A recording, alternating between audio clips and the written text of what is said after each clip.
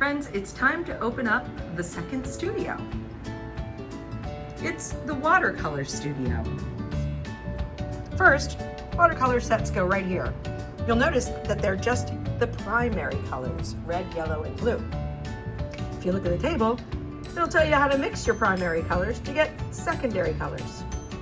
Okay, so we've got our paint, we've got our brushes. You'll notice that the brushes are green and that they're round. They're not flat brushes. These are the best for our watercolor pursuits.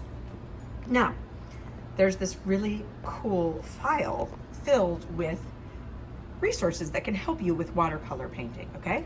First is what you need for watercolor. It's a menu and it shows you all the things that you need for watercoloring, okay? Then we have the 6-color color wheel, and I'm gonna look behind the sign, and there I have my 6-color color wheel. It includes primaries and secondaries. Then, if I go back one more, I find the 12-color color wheel. It includes a third kind of color called tertiary colors. Tertiary means third. Okay, and then finally, I've got all these cool pages on watercolor techniques. You'll also see some of those glued down to the table here for quick reference. Different techniques that you can do with watercolor. There are special books that I will put out, and there's lots of different sized papers. You'll notice this paper is thicker and larger than regular sketch paper in the drawing studio, okay? I've got very big pieces, I've got medium pieces, and I've got half sheets, and I've got test paper. That's basically like scrap paper that you can practice things on. You come over to the sink, you will see a drawer. And in that drawer are palettes and sponges.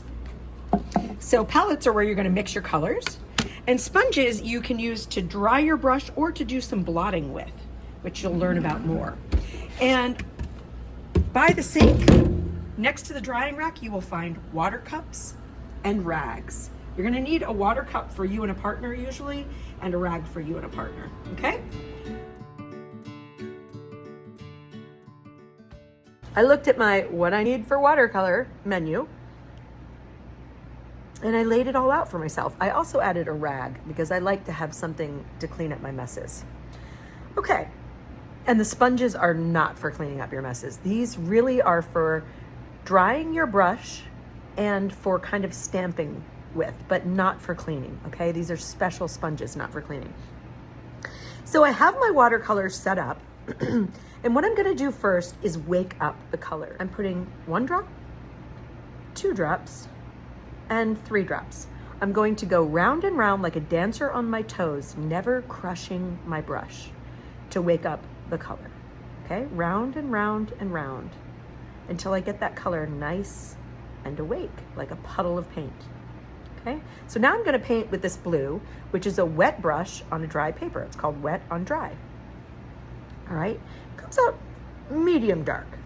Now, if I take a dry brush, so I'm gonna take this little brush, I'm gonna wipe it dry on my rag or on my sponge, and I'm gonna dip it into the blue, and you're gonna see that it comes out a bit darker if I do dry on dry paper, a dry brush on a dry paper. Okay? It's also better for making thin lines. When everything's wet, the paint kind of goes whew. But if you want your paint to be controlled, you want a dry brush on a dry paper, okay? All right, now, there's something called wet on wet. I would take a clean wet brush, okay, so I just washed my brush, and I can wet a bit of the paper, right? That's wet paper now, and I'm gonna take wet paint and add it onto my wet paper. So I can hold it above even and just tap it gently. Amazing, amazing. That's wet on wet. And you can blend colors that way. So I'll wake up my red, 1 drop, 2 drops, 3 drops, round and round like a dancer on my toes. I've got a wet brush, I've got a wet paper. This is wet on wet. Wait till I get a nice bright red, and I'm gonna drop it onto the wet, same way. And it will start to spread out. Not quite as extreme as the first dot, but it's starting to really spread. This is a nice technique for colors in clouds and skies and things like that. Okay, so we have wet on dry, dry on dry, and wet on wet. They look very different. When it's cleanup time, you're going to wash your brushes in your own water cup, wipe them on the side, wipe, wipe, wipe. Use your rag gently to sweep it. Never grab your bristles and squeeze. That hurts the brushes. Wipe, wipe, wipe. Now this is ready to go back. I'm ready to pour out my watercolor water, and I'm ready to put my watercolor set back. If your watercolor set got dirty at all, take a minute to sweep up the dark colors that got into the light colors and dry your brush again. I didn't show you the mixing palette, but that's pretty self-explanatory. I can take colors and mix them right here on my palette if I want to start with a color that's not on my set, okay? So I don't have magenta purple on my set, but now I do because I mixed it right there on my palette. This is called a palette. When you're done with your palette, you can do, if it's really dirty, take it to the sink and rinse it in the bucket. If it's not, you can simply wipe it off with the rag and put it back in the drawer. Everything goes back where it came from, okay?